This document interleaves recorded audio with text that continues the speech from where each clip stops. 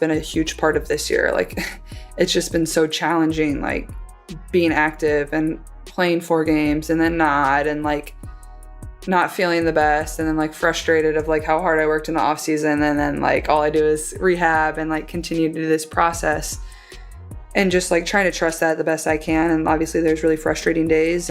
Clark's injury troubles hit fast and without warning, forcing her to face a reality she'd never encountered in her basketball career. It started in preseason with a left quad injury, the first domino in what would become a battle. She sat out 5 games from May 28th to June 10th with a left quad strain, only to be sidelined again by a left groin injury that cost her 4 more regular season games and the Commissioner's Cup final from June 26th to July 5. Then came the right groin injury on July 15th, the breaking point in a stop-and-go season that challenged her mentally even more than it did physically. There's days where like it's a little bit easier and like you're very, very motivated and like you're close to the finish line of getting back and being back, and then like it's not like I have a training camp to like build up to like playing my first game again. It's like, no, like you're tossed into game 30, like go try to play well. Like it's hard, like it really is. And I think it has given me really good perspective on like what a lot of my teammates and people that I've, teams I've been a part of, like certain people have had to go through. Like I've never been through anything like this.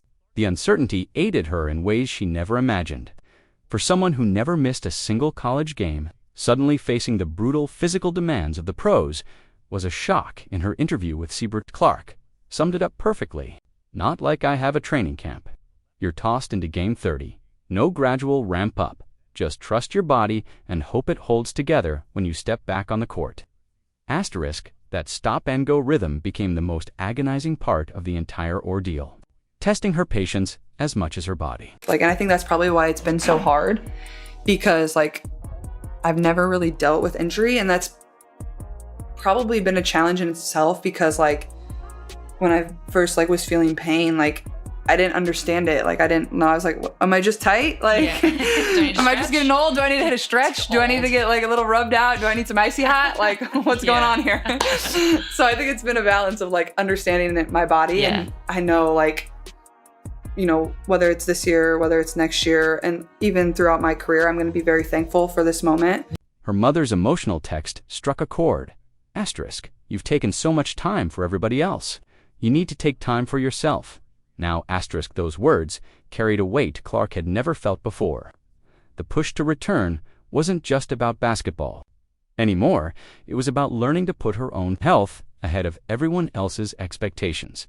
That moment became a turning point, reshaping how she saw her role, her responsibilities, and the importance of protecting her well-being. I think early on with the first couple injuries, I was like, oh, like I need to get back. But I think like my mom texted me like after this last injury, and like they know how hard it's been on me, but my mom was like, you've taken so much time for everybody else. Like you have to take time for yourself now. So just trying to do that the best I can too. Meanwhile, the numbers told an uncomfortable truth about her value to the league. The Fever simply performed better with Clark on the court, going 8-5 with her compared to 9-9 without her. Her absences also hit the stands and the screens. Attendance dipped, and TV ratings followed. The May 17th Sky Fever Showdown pulled in around 2.5 million viewers, one of the WNBA's biggest highlights of the year. But later games, without Clark and other key stars, averaged closer to 1.5 million on ABC. On the court, the Fever were left scrambling for a playoff spot without their primary scorer and playmaker. At times, they had just 9 healthy players. As injuries piled up across the roster and league rules limited when hardship signings could be made, viewership and ticket sales are like up across the WNBA, and then and they're also, when you don't play, there's a dip, like a substantial dip. So how do does it impact your patience? You know what I mean? Like you're coming back from this injury and you know this, everybody knows this, that when you play that changes. Yeah. I guess the better question is, how are you managing it so it doesn't impact your patience? When Clark sat down with Sue Bird, the conversation veered in a direction no one, especially league executives, saw coming. Her unfiltered thoughts on officiating revealed a sharper edge to her leadership than most had seen before. Sue asked about her sideline coaching during the games she missed, and Clark's grin said it all. I was mostly coaching the refs, she quipped before landing the knockout punch. Asterisk, I'd make a good ref. I wouldn't miss a call.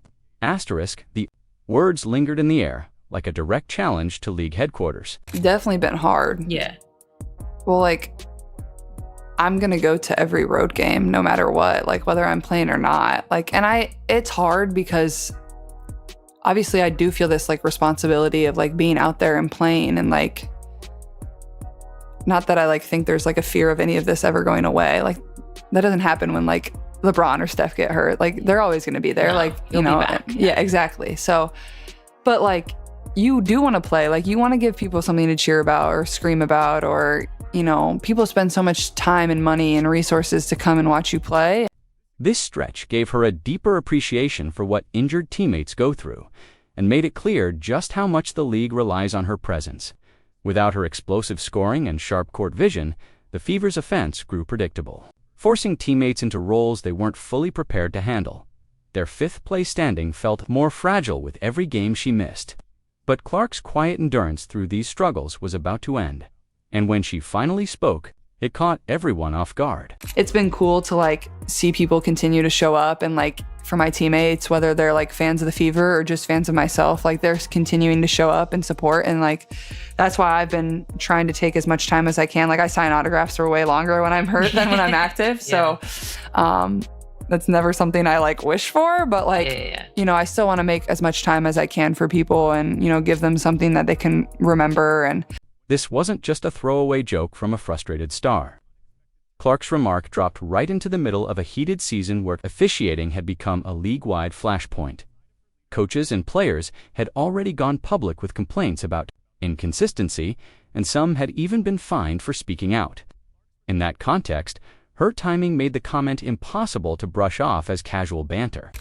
I feel like I would be a really good ref, though, from the side. Yeah. Like, I wouldn't miss the call. Backseat reffing.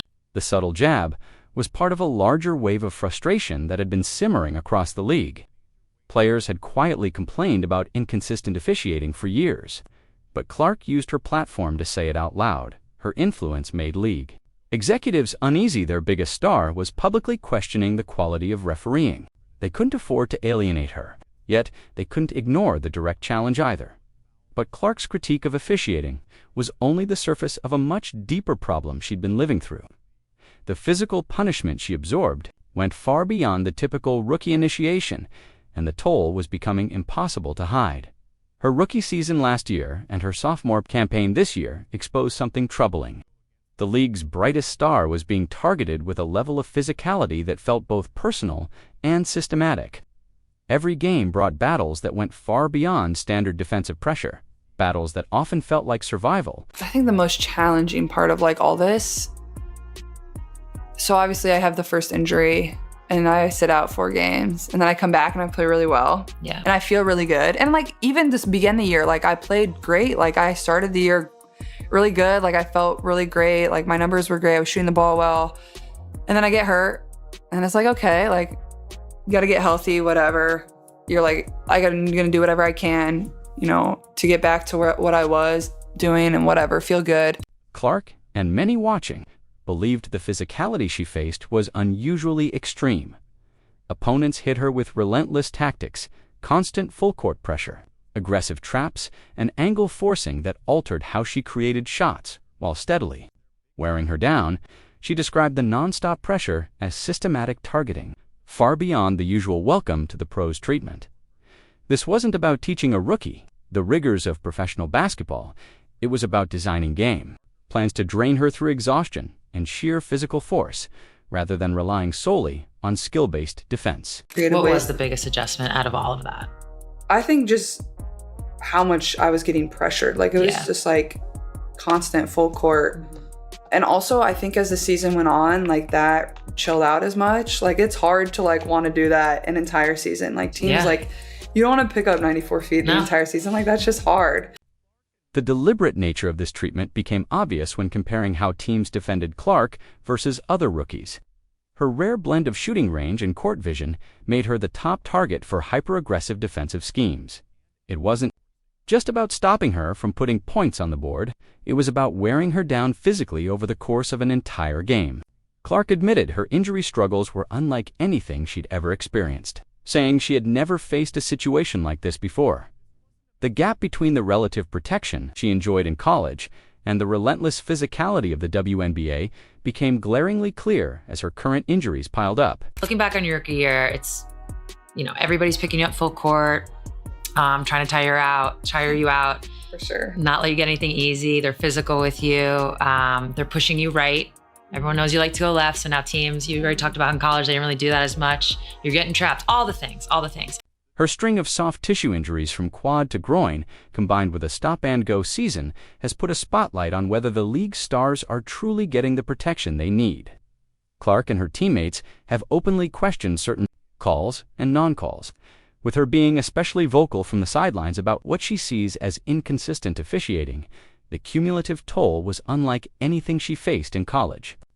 Clark's situation raises uncomfortable questions about how the WNBA balances physical play with player safety and whether the pattern of unprotected play signals troubling priorities when their golden goose keeps getting hurt. Her willingness to speak out marked a turning point in how she approached her own protection. The silence was over, and her candid words were about to change everything. I think that's also been really good for me too, is like when I do go out before games and like sign autographs and like see all the young kids or fans or whoever's come to the games, like it just like gives me a really good perspective on everything and maybe gives me a little bit of motivation and just being thankful for everything that I have. And very thankful for like my fans and just the fans of the WNBA, of like how they can constantly continue to support and truly just want the best for me too at the end of the day. I think that's something that's really cool. Clark's candid interview changed the narrative. The conversation shifted from stats and highlights to player health, officiating, and how the league protects its biggest stars.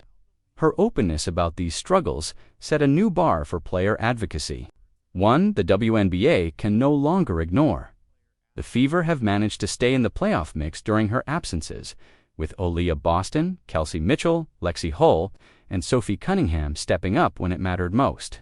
That blend of her newfound honesty and her team's resilience offers real hope for what's possible when she's back at full strength.